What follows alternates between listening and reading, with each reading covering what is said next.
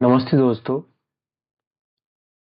अगर आपने अपनी एनुअल फाइलिंग, अपने accounts ministry of corporate affairs में नहीं फाइल करें, तो ये वीडियो आपके लिए।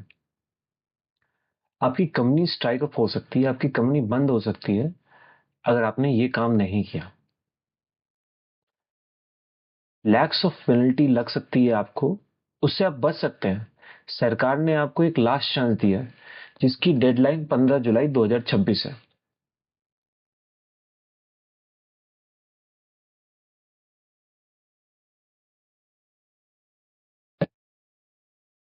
अगर आपकी कंपनी डिफॉल्ट में है, तो ये वीडियो आपके लिए है।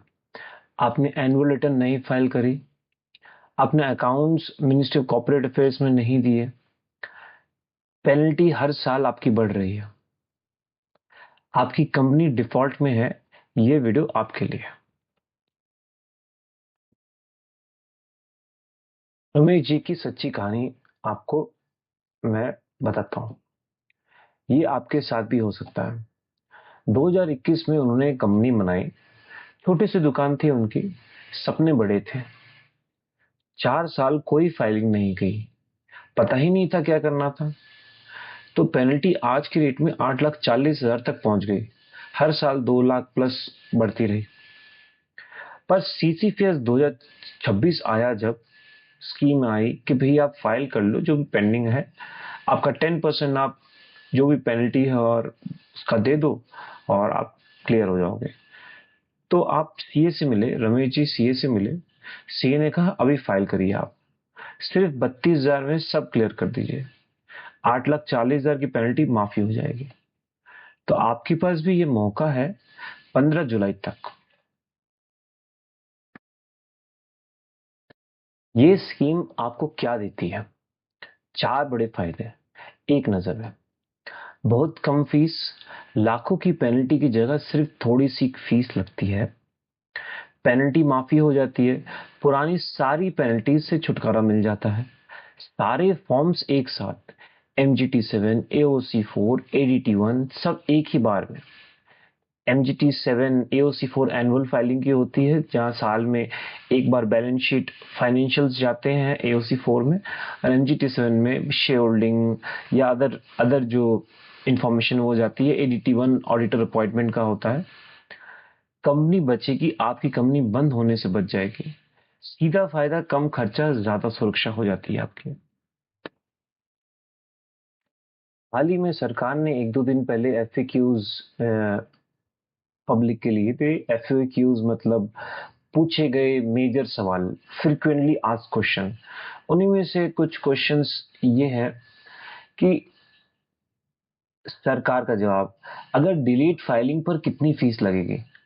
अगर भाई साहब 300 दिन की डिले है, नॉर्मल फीस होती है 30,000, तो सीसीपीए 2026 में सिर्फ 3,000 रुपए, सिर्फ 10% एक्स्ट्रा फीस देकर 90% की बचत हो जाती है आपकी। दूसरा सवाल नॉर्मली लोगों का रहता है कि क्या नॉर्मल फाइलिंग में भी कंसेशन मिलेगी? तो सरकार ने जवाब दिया नहीं, नॉर्मल फाइलिंग में वैसी ही रहेगी, सिर्फ एडिशनल पेनल्टी फीस में 90% की छूट मिलेगी। एक सवाल और पब्लिक का होता था कि सीसीपीएस 2026 का उद्देश्य क्या है? तो यह एक बार की स्कीम है। ओवरड्यू फॉर्म सिर्फ 10% एक्स्ट्रा फीस में फाइल करिए, पेनल्टी का बोझ कम करिए, रिकॉर्ड सही करिए, कॉर्पोरेट रजिस्ट्री एक्यूरेट बनाइए। 30,000 वर्सेस 3,000, आप फर्क देखो। पहले तो सबसे पहली बात, 90% बचत अब क्या हो जाता है, ये है सीसीपीएस 2026 का जादू। नॉर्मल पेनल्टी 30,000 है, और अगर सीसीपीएस में जाओगे आप 2026 में, तो 3,000 ही देना पड़ेगा आपको। तो लगभग 90% आपका बच जाता है। अगर आप बिना स्कीम के रहते हैं, तो 30,000 प्लस पेनल्टी आपको देनी पड़ती है, हर साल बढ़ती रहती है, कंपनी बंद हो सकती है, डायरेक्टर पे केस हो सकता है। बट सीसीपीएस 2026 के साथ सिर्फ 3,000 आप दीजिए, एक बार में क्लियर करिए सारा कुछ, कंपनी सेफ रहेगी, पेनल्टी माफी हो जाएगी। तो सरकार का ऑफिशियल जवाब कि भाई 300 दिन अगर डिले होता है तो नॉर्मल फीस 30,000 है, तो आप 3,000 दीजिए और आप रेस्ट करिए। सरकार का ऑफिशियल जवाब, नॉर्मल फाइलिंग फीस में कोई छूट नहीं, सिर्फ पेनल्टी फीस पर 90% छूट मिलती है। तो दोस्तों, इसमें कौन अप्लाई कर सकता है, क्या आप एलिजिबल हैं? देखिए, ये 4 बातें। आपकी तो फर्स्ट रजिस्टर्ड कंपनी होनी चाहिए, आपकी कंपनी एमसीए में रजिस्टर्ड होनी चाहिए, फाइलिंग पेंडिंग होनी चाहिए, कुछ सालों की फाइलिंग अभी तक नहीं हुई, छोटी या बड़ी कोई भी हर साइज की कंपनी अप्लाई कर सकती है, कंपनी एक्टिव है, कंपनी अभी बंद नहीं हुई है। अगर ये 4 बातें आपकी कंपनी में लागू होती है तो आप जरूर अप्लाई कर सकते हैं। अपने सीए से एक बार कंफर्म करें। दोस्तों, कौन अप्लाई नहीं कर सकता? ये लोग स्कीम का फायदा नहीं उठा सकते। 4 जन। फर्स्ट, कंपनी बंद होने की प्रोसेस शुरू हो गई है, जिस कंपनी को सरकार ने बंद करना शुरू कर दिया, ठीक है। सेकंड, कोर्ट में कोई केस चल रहा है, जिनके खिलाफ पहले से कोर्ट में कोई केस चल रहा है। थर्ड, नोटिस आ चुका है, जिन्हें पहले से गवर्नमेंट का नोटिस मिला है कुछ फॉर्म्स के लिए। चौथा, दिवालिया प्रोसीडिंग, जिसे हम इंसॉल्वेंसी प्रोसीडिंग भी बोलते हैं, जो इंसॉल्वेंसी या दिवालिया प्रोसेस में ऑलरेडी है। तो हमारी तरफ से एक सलाह है छोटी सी, अगर आपको कोई नोटिस मिला है या आप अनश्योर है तो पहले अपने सीए से मिले, बिना जाने अप्लाई मत करें। कौन से फॉर्म्स आपको भरने हैं? ये 3 फॉर्म्स मेन जो, वैसे तो बहुत सारे फॉर्म्स है पर 3 फॉर्म मेजर है आसान भाषा में। MGT 7 या MGT 7A ये एक एनुअल रिटर्न होती है। हर साल कंपनी की बेसिक जानकारी सरकार को देने पड़ता है, जैसे कौन कौन मेंबर है, कितने शेयर्स हैं। सेकंड फाइलिंग है AOC 4, जिसमें फाइनेंशियल स्टेटमेंट फाइल होती है, कंपनी का हिसाब किताब, कितना आया कितना गया, सी के ऑडिट से बाद होता है ये।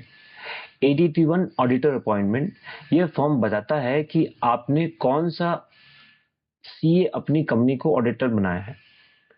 तो हमारी तरफ से एक छोटी सी सलाह एक और है कि पहले एमसीए वेबसाइट पर जाएं और आप देखिए कौन सी फॉर्म्स पेंडिंग है, फिर सीए को लिस्ट दीजिए, वो सब हैंडल कर लेंगे।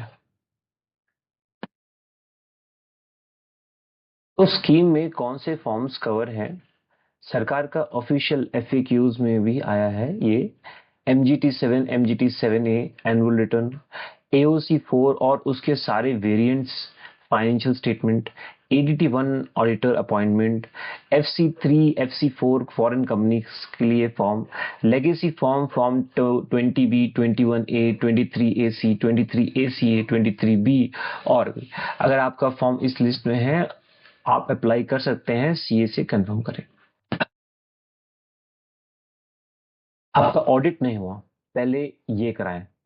ऑडिट डेडलाइन अलर्ट, स्कीम 15 अप्रैल से 15 जुलाई, सिर्फ 3 महीने के लिए। ऑडिट प्लस फाइलिंग 2 से 3 महीने लगते हैं, मतलब आपको अभी आज से ही शुरू करना होगा। एक दिन का भी देर डेडलाइन मिस होने का चांस रहता है। बिना ऑडिट की फाइलिंग नहीं होगी, यही एक सही रास्ता है। आप अकाउंट्स बनवाइए, सीए या अकाउंटेंट से अपनी कंपनी का हिसाब किताब तैयार करवाए, सीए को ऑफिशियली अपॉइंट करें, ADT 1 फॉर्म फाइल करके सीए को अपना ऑडिटर बनाए, ये भी स्कीम में कवर है। ऑडिट करवाएं, सीए सारे पेंडिंग सालों का ऑडिट करेगा। यूडीन नंबर ले, एक ही स्पेशल नंबर यूडीन जनरेट करेगा, सीए ये जनरेट करेगा यूडीन नंबर, इसके बिना फाइलिंग रिजेक्ट हो सकती है। फॉर्म्स फाइल करें, सब रेडी होने के बाद AOC 4 और MGT 7 फाइल करें।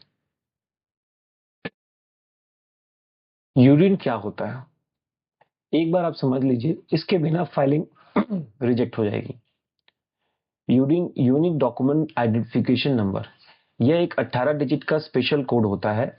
एग्जाम्पल के मान में 26, ये मतलब 14 डिजिट, 18 डिजिट का होता है, फॉर्मेट ऐसा ही होता है।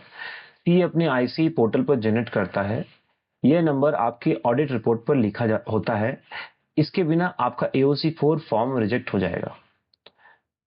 अपने सीए से पूछे क्या यूनिट जनरेट हो गया। आपको याद रखने वाली चीज ये है कि यह पूरा प्रोसेस 2 से 3 महीने लेते हैं। स्कीम 15 जुलाई 2026 को बंद होगी, अभी शुरू करें आप। यूडिन एक जरूरी नंबर है, इसके बिना आपका ऑडिट वैलिड नहीं माना जाता। अपने सीए से जरूर पूछें। एक सरकार की FAQs भी आई हुई है, फ्रीक्वेंटली आस्क्ड क्वेश्चन, जो लोगों ने मेजर उनको सरकार को पूछा है कि ऑडिट अगर नहीं हुआ तो क्या करें। तो क्या ये स्कीम तब भी मिलेगी जब पिछले सालों का ऑडिट नहीं हुआ? हाँ, लेकिन पहले आपको ऑडिट करवाना जरूरी है। कंपनी को सारे पेंडिंग सालों का अकाउंट्स ऑडिट करवाना होंगे। सीए से valid UDIN unique document identification number लेने होंगे। यूडिन के बिना AOC4 फाइल नहीं होगा, स्कीम का फायदा नहीं मिलेगा। तो यूडिन एक मान लीजिए सीए का ऑफिशियल स्टैंप है, इसके बिना फाइलिंग इनवैलिड है। आपको पेनल्टी से पूरी सुरक्षा मिलेगी। आप फाइल करिए, पेनल्टी माफी लीजिए, बहुत आसान है ये। ध्यान से पढ़े, जरूरी बात है ये, ध्यान से पढ़े आप। ये स्कीम एक फाइनेंशियल क्लीन स्लेट है, legal get out of jail free card नहीं। मतलब सिर्फ फाइलिंग डिफॉल्ट की माफी मिलेगी।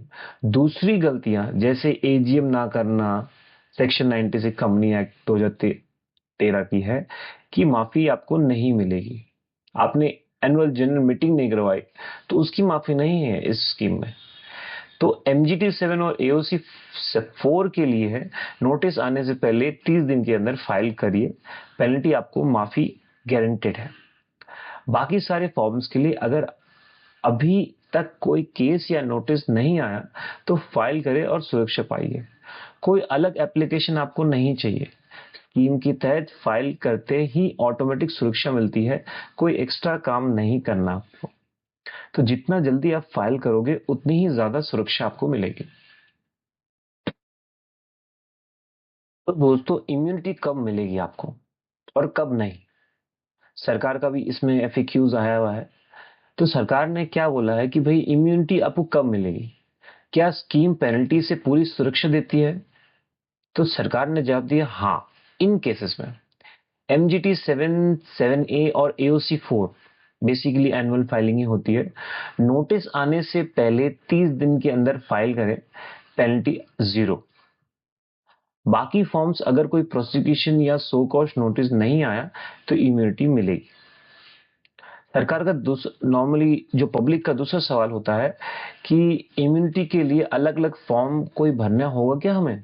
तो सरकार ने जवाब दिया बिल्कुल नहीं, स्कीम के तहत फाइल करते ही ऑटोमेटिक इम्यूनिटी मिलती है, कोई एक्स्ट्रा एप्लीकेशन नहीं चाहिए।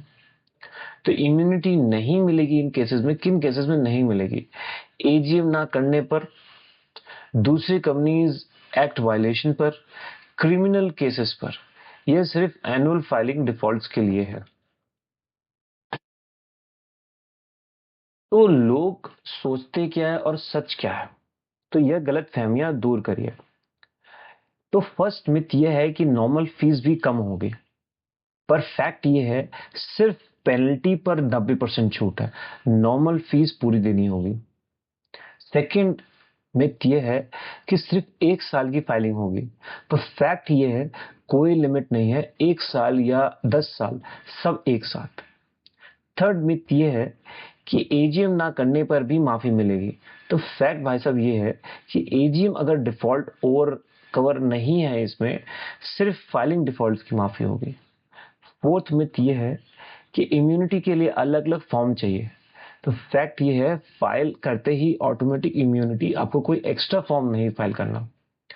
फिफ्थ मिथ ये है कि ऑडिट के बिना भी फाइल हो जाएगा। तो फैक्ट ये है पहले ऑडिट यूडी नंबर के साथ, तभी AOC4 फाइल होगा, जो कि एनुअल फाइलिंग के फॉर्म्स है। तो हमारी तरफ से एक छोटी सी सलाह यह है, ये 5 गलत फहमियां सबसे ज्यादा सुनने को मिलती है।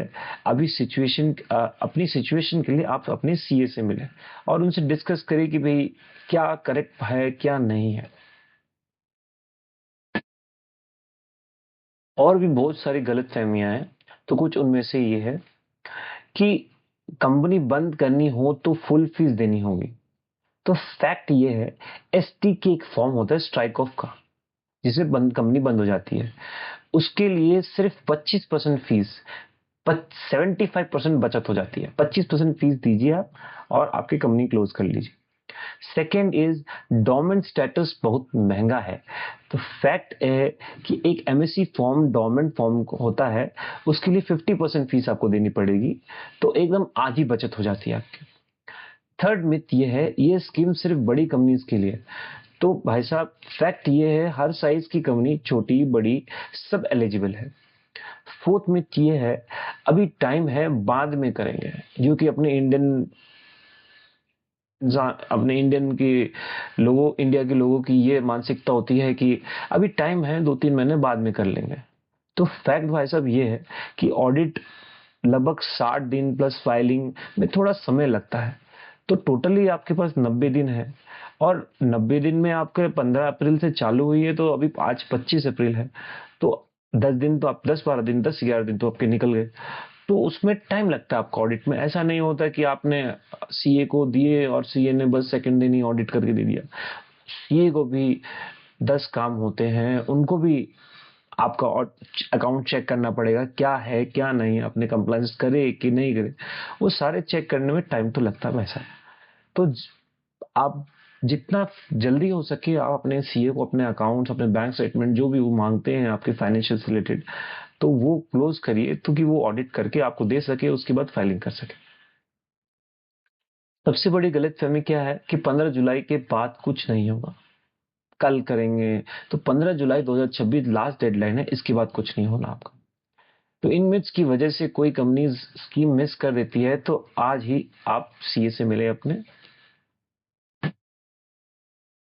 दोस्तों अगर ये स्कीम आपसे मिस हो गई तो आपके साथ क्या क्या हो सकता है, तो 15 जुलाई 2026 के बाद क्या होगा, सीधा सीधा बताते हैं आपको।